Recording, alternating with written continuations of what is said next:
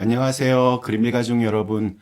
오늘 화요일 아침, 오늘도 이렇게 매일 한 말씀으로 오늘 하루를 시작하는 모든 분들에게 하나님을 모르는 사람들과 조금 다르게 생각하고 또 다르게 말하고 다르게 살아갈 수 있는 그런 오늘 하루가 되시기를 간절히 기원합니다. 오늘은 저희가 요한일서 우리 3장, 우리 1절에서 3절의 말씀으로 함께 이 아침 시작하도록 하겠습니다. 요한일서 3장 1절에서 3절 말씀. 보라, 아버지께서 어떠한 사랑을 우리에게 베푸사 하나님의 자녀라 일컬음을 받게 하셨는가? 우리가 그러하도다. 그러므로 세상이 우리를 알지 못함은 그를 알지 못함이라. 사랑하는 자들아, 우리가 지금은 하나님의 자녀라. 장래에 어떻게 될지는 아직 나타나지 아니하였으나 그가 나타나시면 우리가 그와 같을 줄을 아는 것은 그의 참모습 그대로 볼 것이기 때문이니 주를 향하여 이 소망을 가진 자마다 그의 깨끗하심과 같이 자기를 깨끗하게 하느니라. 아멘. 네, 우리가 사는 세상은 참 삭막합니다. 그래서 하루하루를 이렇게 총성 없는 전쟁에 비유하기도 합니다. 그러나 그럼에도 불구하고 우리가 이나마 이렇게 살아갈 수 있는 이유는 나를 사랑하는 어느 누군가의 그런 헌신적인 사랑의 수고와 또 희생이 있기 때문이라고 저는 생각합니다. 어린 자녀들 앞에 그 밥 한 그릇이 놓이기까지 부모들은 수많은 수고를 감당합니다. 하고 싶지 않지만 또 때로는 그 일로 인해서 몸도 마음도 망가질 대로 망가지기도 하지만 자녀들을 위하여 수고하고 헌신하는 그런 부모들 때문에 자녀들은 성장하고 또 그렇게 가정이 유지가 됩니다. 그러나 철없는 자녀들은 그걸 몰라줍니다. 밥이 맛이 있느니 없느니 타박을 합니다. 옷이 마음에 드니 안 드니 그렇게 말합니다. 또 맨날 이렇게 돈 달라는 얘기만 합니다. 사정을 몰라도 너무 모르는 말만 늘어놓아서 때로는 부모의 가슴에 이렇게 대못을 받기도 합니다. 그러다 자녀가 이렇게 철이 들기 시작하면 가장 먼저 깨닫는 것이 부모님의 사랑과 헌신이 이게 정말 당연한 게 아니었구나라는 것을 알게 됩니다. 신앙적으로도 굉장히 비슷합니다. 아직 이렇게 성숙하지 못한 신앙을 가진 사람들은 하나님을 이렇게 소원을 들어주는 대단하고 전지전능하신 분으로만 그렇게 여깁니다. 혹은 나의 죄를 알고 있는, 그래서 언젠가 무서운 심판을 내리실 그런 무섭고 공포스러운 분으로 그렇게 생각하기도 합니다. 둘 다 맞는 이야기이기도 하지만 2% 부족합니다. 가장 중요한 하나님의 속성을 모르고 있기 때문입니다. 하나님은 우리를 자녀와 같이 사랑하시는 분입니다. 오늘 1절 말씀이 이렇게 시작합니다. 보라, 아버지께서 어떠한 사랑을 우리에게 베푸사 하나님의 자녀라 일컬음을 받게 하셨는가. 우리가 그러하도다. 그러므로 세상이 우리를 알지 못함은 그를 알지 못함이라. 여기에 지금 등장하는 첫 단어, 보라, 감탄사입니다.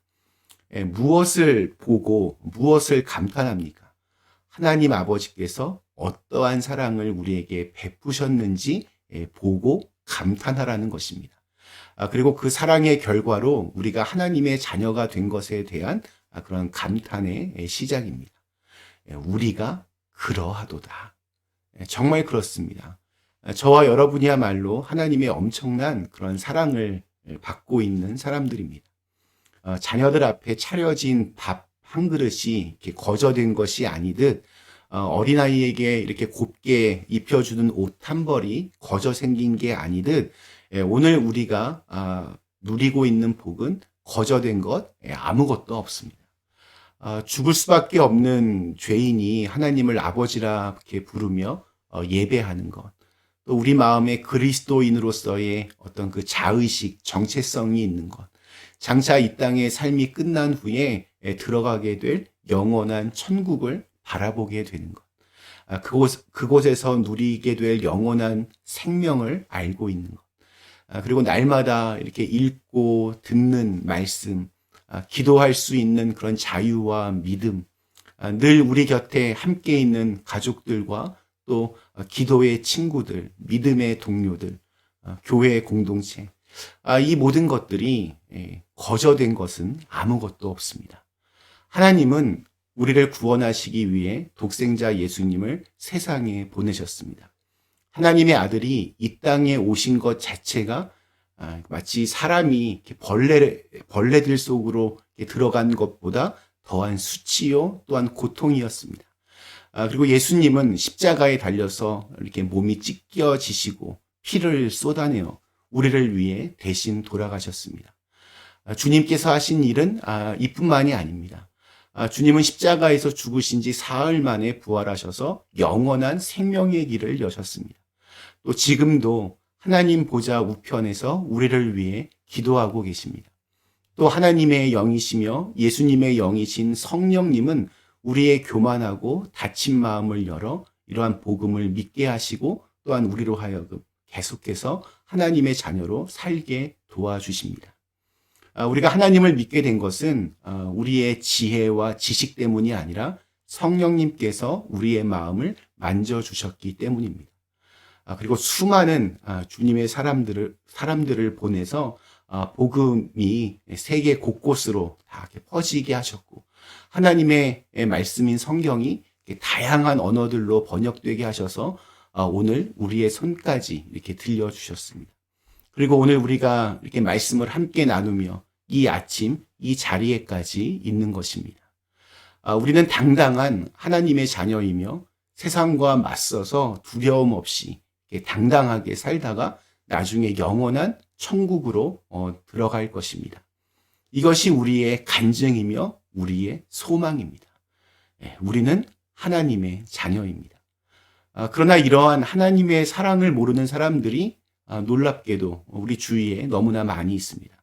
1절의 마지막 문장이 이렇습니다. 그러므로 세상이 우리를 알지 못함은 그를 알지 못함이라.